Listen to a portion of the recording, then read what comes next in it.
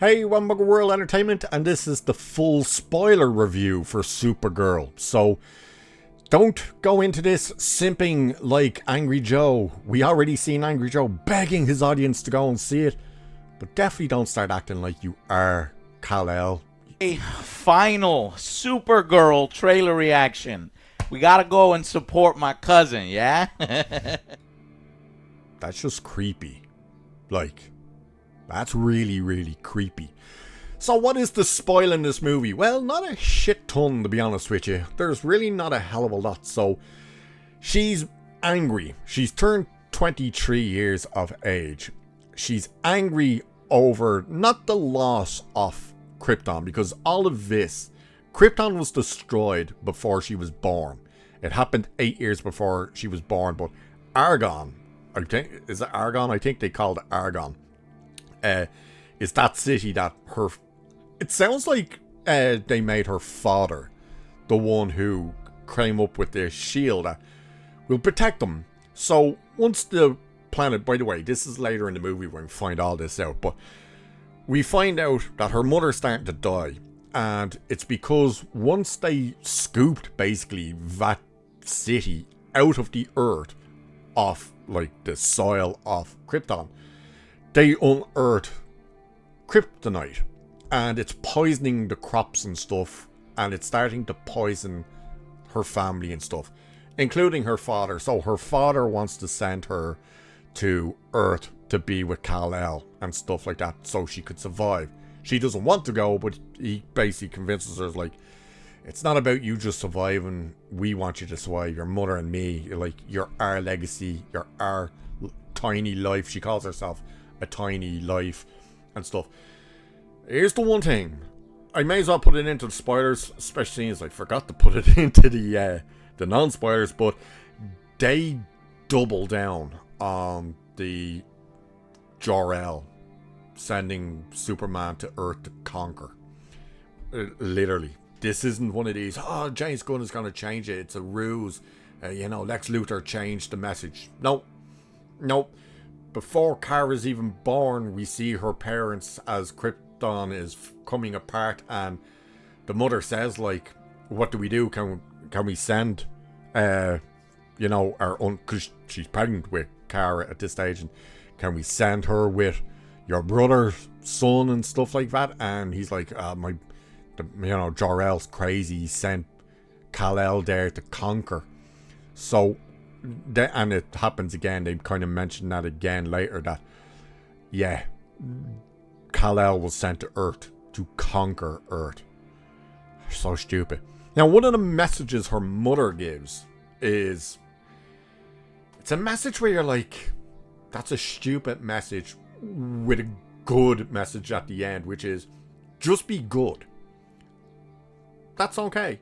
Yeah, be good. But she says, you don't have to be kind, you can still be tough, and you don't have to be nice, just be good. That's like, that's a weird message to give. Why would you say it that way? Like, it's so strange. So, obviously, Krypto gets poisoned, and she's 3 days to save Krypto. Ruthie wants to avenge her innocent, noble family, which is exactly how she describes them. She keeps walking into bars and stuff and said, my name is Ruthie, whatever her second name is, I'm the daughter of blah blah blah, my innocent, noble family that were killed by... It's like, okay, whatever. Creme of the Yellow Hills takes basically what he wants. He goes to take weapons, all this type of stuff, but they're also taking women to be sold off as brides. So they're traffickers, basically. And yeah, and it's weird because Ruthie had a brother as well, which is never in the trailers and stuff, but he's the first one he kills right in front of her, then murders her family, but leaves her.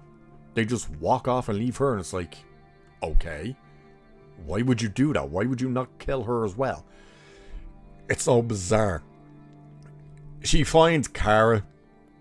This alien thing steals Ruthie's sword, and Kara, while drunk, goes out. Now, this is the thing. She's drunk on a planet, red sun, so she's no powers, and yet they seem to have forgotten that for a second, because she does this swing around thing and kicks this guy, big huge alien, and he goes flying. It's like, straight away you're like, how did that happen? She doesn't have her powers. She literally doesn't have her powers.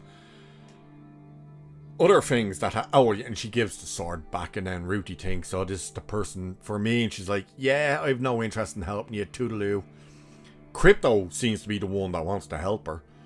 So all of a sudden Ruthie finds her. She's saying Krem's looking for a ship to get off the planet because I destroyed his. Lo and behold, as she's telling her that, Krem shows up and takes her ship and immediately poisons Krypto, and we're told Krypto has 3 days before the poison takes hold and kills him. So Kara still doesn't want to bring Ruthie, but Ruthie tags along anyway, sneaks on board the bus and follows her and all this type of crap. And yeah, so the end of the movie, and here's the one thing, I didn't put this in the non-spoiler because I thought that this would work better to let you know in the spoiler section, is Kara has absolutely no qualms about killing. And I think a lot of people, for all the reviews I've seen so far, have overlooked that element of her character. She kills everyone. So she's hitting people and killing them with her laser eyes. She's throwing them through walls that are killing them. And more importantly, she's stabbing them. So Ruthie wants revenge against Krem.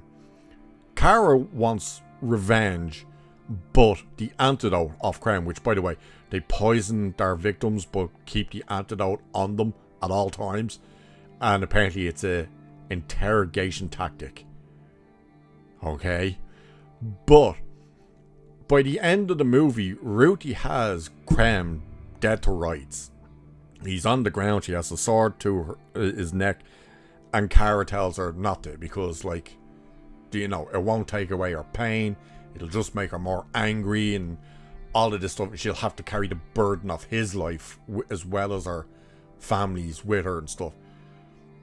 And, like, Ruthie's hugging then Karen's like, oh, you're so right, and blah, blah, blah. And she tells her, you know, walk away before you change your mind.